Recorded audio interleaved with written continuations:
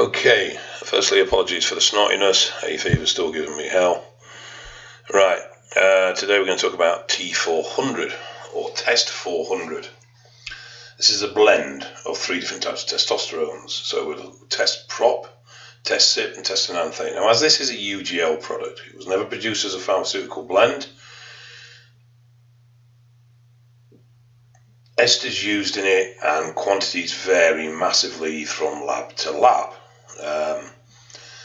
T400, T450, T500, T600, it varies massively. I'll be very suspicious of anything over 400 if it actually contained anywhere near that amount. Now, generally it was a UGL version of testosterone, but not really much thought behind it. I mean, enanthate, in vitro, 10.5 days half-life, cypionate varies between 10.5 and 12 depending on who you look at and what charts you look at, and obviously test propionate is 48-72 hours. So, and then once we upregulate, obviously they go a lot shorter, but so it's not really a sustained blend, unlike testosterone that was designed to have several esters coming into strength at various times to give a more elevated and stable blood plasma level. A lot of times UGL will overdose on the test prop. It's the cheapest element, and quite often people will report test flu symptoms off test 400. There's quite a large initial spike. 400 milligrams of test is quite whack, and if it is a genuine test 400, i.e. it generally contains 400 milligrams of test, it would not surprise me if you get quite a bit of pip, and it would not surprise me if you do get something like test flu. For those that are unsure what test flu is, it's a viral reaction. Basically, when we get a virus, we get a cold, anything like that, the body temperature increase is done by our defense system, it's done by our immune system.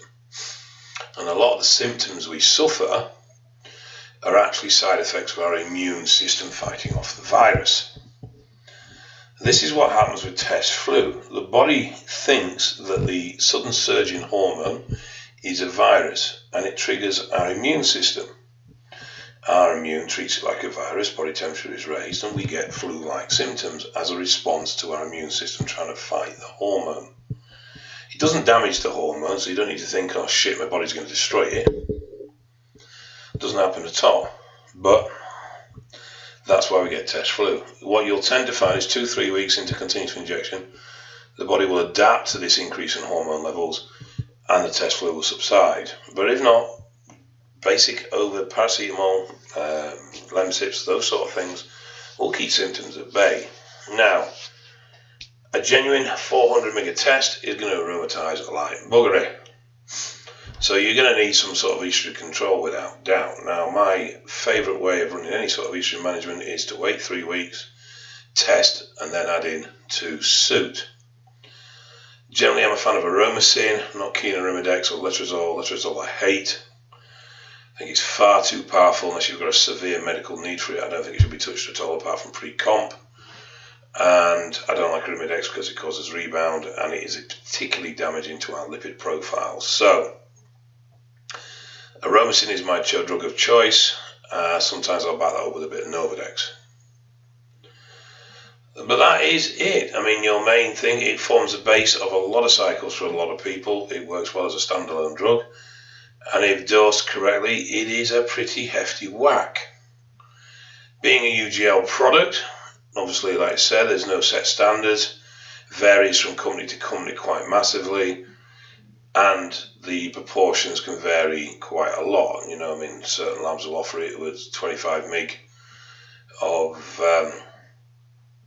test prop and then 187 of SIP, 188 of enth, or thereabouts. Some run with slightly higher prop. So it's all different. It would depend. You'd have to look at the lab that you're buying and see if you think those things suit you. But there's going to be no real sustained release. All esters spike within the first 24 hours anyway. So you're still going to get a massive spike initially and then a controlled drop-off rate depending on the esters contained. So for the blend I just said, you'd have a quite large spike at 5, and then you'd have a rapid drop for the first 72 hours. and then it calmed down and stabilised a bit more. Obviously, test is 100 to 100 anabolic to androgenic, so side effects usual. Water retention from estrogen management, acne from DHT conversion, can affect hair follicle as well, male pattern baldness, acne, those sort of things. But it's not particularly toxic. There's no real liver concerns or kidney concerns with test. There is some emerging evidence that there may be an impact in other areas and may have depressive-like factors at very high doses, but obviously 400 mg, though a decent whack in a single shot, it would depend how many mil you were running, whether or not it was a high dose. That's it, really. It's test is our general base drug, really, for all steroid use. Good all-round number, good balance between results and toxicity. And as long as you're getting the real article, you can't go far wrong.